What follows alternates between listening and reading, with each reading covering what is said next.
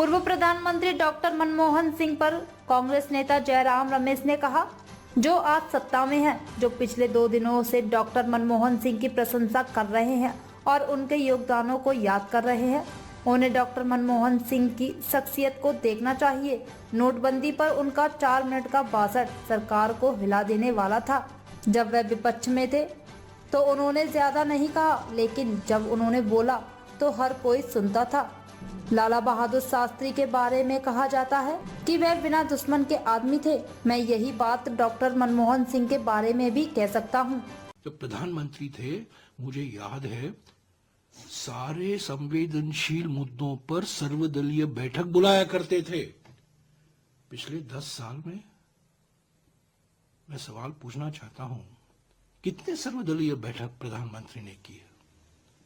कितने? हर एक मुद्दे पर प्रधानमंत्री डॉक्टर मनमोहन सिंह सभी नेताओं को बुलाते थे, सुनते थे और कभी कभी कहा करते थे, आपने सही कहा। राजनीतिक विरोधियों को कहा, आपने सही कहा। ऐसे कई मिसाल है। आज तो सभी को सीखना चाहिए। जो आज पिछले 2 दिन से उनका गुणगान गा रहे हैं और उनका योगदान याद कर रहे हैं, जो आज सत्ता में हैं, वो थोड़ा देखें डॉक्टर मनमोहन सिंह जी की शख्सियत क्या थी, कैसे वो काम करते थे। पार्लियामेंट में आते थे, नेताओं से मिला करते थे।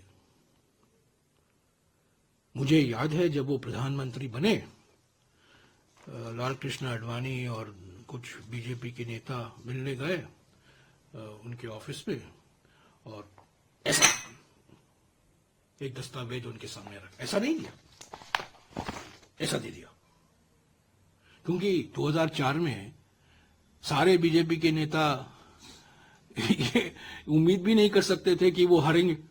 नाराजगी इतनी थी उनमें, तो ऐसा उन्होंने एक पेपर फेंका उनके सामने।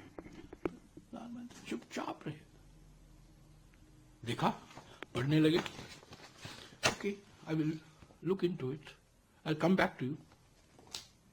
ये राजनीतिक तरीका है, ये लोकतांत्रिक तरीका है। तो आज अगर पूरी पारदर्शिता है। आज अगर डॉक्टर मनमोहन सिंह होते इस करंट डिस्पेंसेशन में, though he was a member of Rajya Sabha, but he was due to his health, थोड़ा अगले पिछले 4-5 सालों में उन्होंने देखिए, नोटबंदी पर जो 4 मिनट का उनका वक्तव्य था राज्यसभा में, सिर्फ 4 मिनट का, पर हिला दिया सरकार को। भूकंप आ गया, ऑर्गेनाइज्ड लूट, प्लंडर।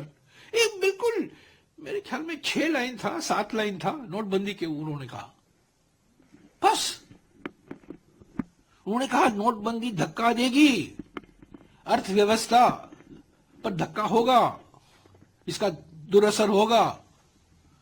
और जो उन्होंने कहा सही निकला। सिर्फ ज्यादा बोलते नहीं थे वो, जब वो विपक्ष में थे ज्यादा बोलते नहीं थे, पर जब वो बोलते थे सब लोग सुनते थे।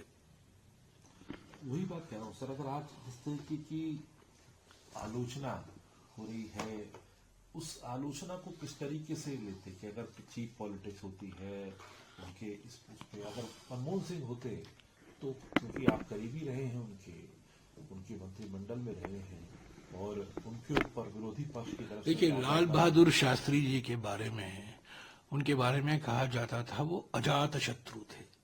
मैं कहता हूं डॉक्टर मनमोहन सिंह जी भी एक आधुनिक अजात शत्रु थे।